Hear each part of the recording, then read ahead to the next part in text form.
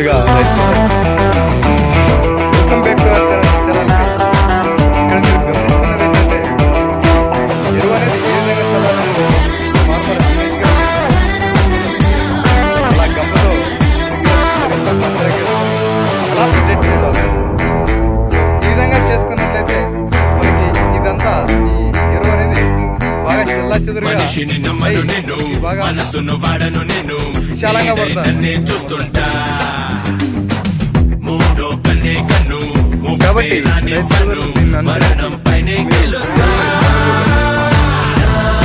కాబట్టి ఆయన మాటల్లో కూడా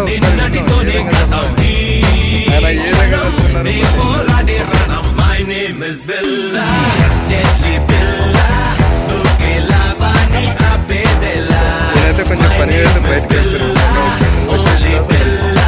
మిగతాది మనం